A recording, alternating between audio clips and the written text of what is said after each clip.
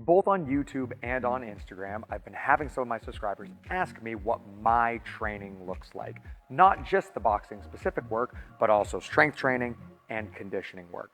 Today, I'm gonna run you through some of my philosophies, as well as my daily mobility and just kind of general fitness, health, and longevity program that I've been running for years, so that you too can follow along and have success when you fight.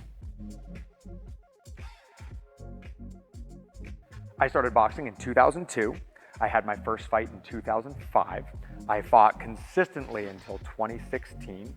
During that time, I went to school and got a 4-year degree in exercise science. When I graduated, I became a certified strength and conditioning specialist. I spent years working with general population before I got a job as the head strength conditioning coach at a pros boxing camp in New York.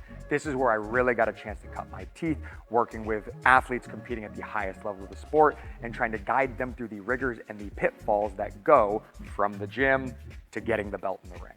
This first chunk of exercises I'm going to run you through are the exercises that for me and for my competitive athletes are not negotiable. Every day that they're in the gym, every day that they're being active, they start with this mobility circuit, this mobility complex, this warm-up routine. We'll start with our figure 4 fallout. You'll see when I do this, I do 3 different walkouts to make this stretch deeper. And I'm careful to point my hips upwards so I get that stretch through my trunk and through my obliques and lats, not just through my low back and hip flexors.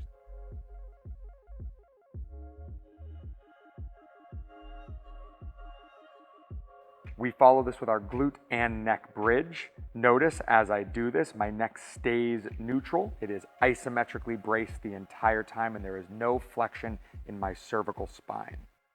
We follow this with the Quadruped Torso Rotation.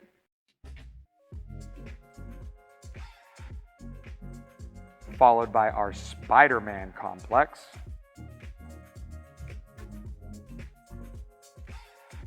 Plyometric lunges. With a dowel, we complete our overhead box squat. When doing this, make sure to engage your lats, not your traps and neck. Our Dowel Lunge with a twist. When we are doing this Dowel Lunge, make sure that you're pushing with your far side arm to get a stretch through your shoulders and torso. Our Lateral Lunges. Our Clamshells to activate the glutes. A jump and post to test our balance.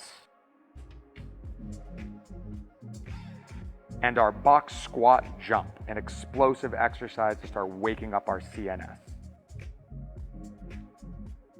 On the days that I plan to hit the heavy bag or to do sparring, I additionally do a little more work with my neck and a little more work with my upper body to prime them for the stress they're going to endure. On these days, I'll begin with wall sliders.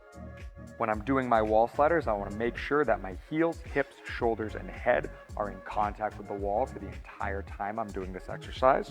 I do shoulder rolls, forward and backward. When I'm doing this, focus on range of motion, not on speed. I warm up my rotator cuffs. If you have a good mind-muscle connection, you can do this as just a body weight exercise. If you struggle with this, using elastics or dumbbells can help. I do Scap Push-Ups, Scap Pull-Ups,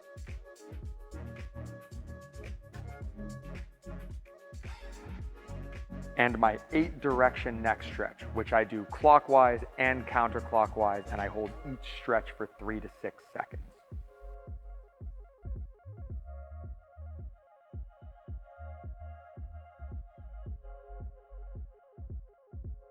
I finish up my warm-up by pairing 3 pushing and pulling bodyweight exercises for my upper body to get my shoulders ready and all those muscles awake and strong so they can absorb and generate force. These include deficit push-ups, plyo push-ups, or dips, or pull-ups, chin-ups, and a ballistic row. Obviously, this is not a comprehensive strength and conditioning program. This is not the only thing you'd be doing in camp leading up to a fight.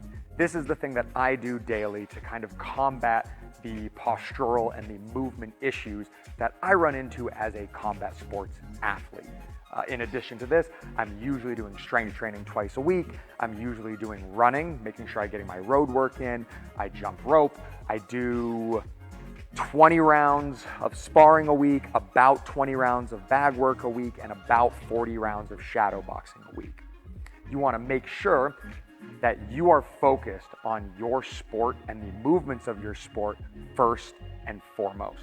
A lot of amateur fighters fall into a trap where they spend 80% of their time doing strength and conditioning and they forget to learn how to box. You should be spending a majority of your time focused on the skills and the techniques and their application, and then you should use your strength and conditioning as an accessory to help take you to the next level. But hopefully this is a good place to start. Running this program daily will help prime you for success when you fight.